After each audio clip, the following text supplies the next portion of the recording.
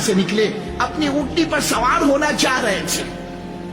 آپ جیسے اونٹنی پر سوار ہونا چاہا آپ نے، اس ظالم بدبخت سردار کے ہاتھ میں نیزہ تھا، اس نیزے سے اس نے اونٹنی کو چھپویا اور وہ اونٹنی بٹکی اور حضرت رسول پاک صلی اللہ علیہ وسلم اونٹنی پر سے زمین پر چاروں خانے چت آپ گر پڑے.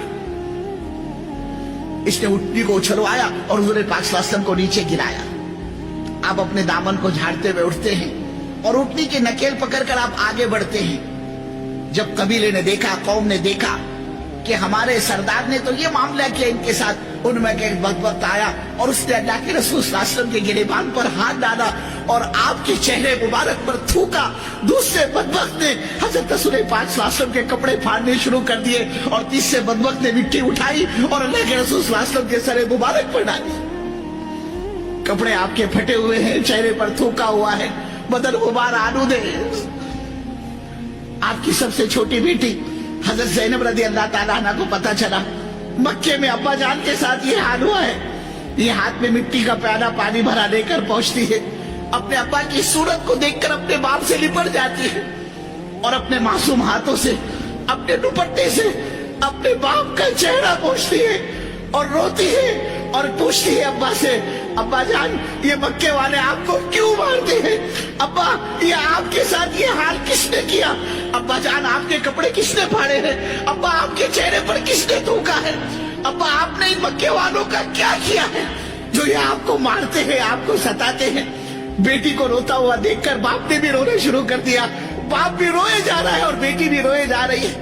آخر میں اللہ کے نبی صلی اللہ علیہ وسلم نے اپنی بیٹی کے آنسو پوچھے اور کہا بیٹی تو اپنے باپ کی فکر نہ کر، بیٹی تو اپنے باپ کا غم نہ کر، بیٹی تیرے باپ کا لایا ہوا دین خدا ایک نہ ایک دن ہر کچے پکے مکان میں داخل کر کے چھوڑے گا. کوئی عزت کے ساتھ قبول کرتا ہے تو عزت سے، ورنہ ذلیل ہو کر اس کو یہی پر آنا پڑتا. پھر کو بڑی تکلیفوں کے بعد یہ دین اللہ نے ہم تک پہنچایا ہے. اب یہ ہم سب کی ذمہ داری ہے، اس لیے کہ آج امت نے اس کام کو کام نہیں سمجھا، آج امت نے اس کام کو کام نہیں بنایا. لوگ سمجھتے بھائی یہ دعوت و تبلیغ کا کام یہ تو بیکار لوگوں کے کرنے کا کام ہے. میں تو کوالیفائڈ آدمی، میں تو پی ایچ ڈی، میں تو ایم کام، میں تو ڈاکٹر صاحب اور میں تو وکیل صاحب اور میرے کو تو سر کھجانے کی فرصت نہیں. اللہ کی قسم، اللہ کی قسم، اللہ کی نگاہ میں سب سے بڑا مجرم وہ یہ جو اللہ کے دین سے اپنی جان بچاتا ہو، سب سے بڑا مجرم. آج ہمارے پاس وقت نہیں مسلمان کے یہ بول، مسلمان کے یہ جملے، حالانکہ اس امت کا ایک ایک فرد اللہ کے دین کا ذمہ دار ہے.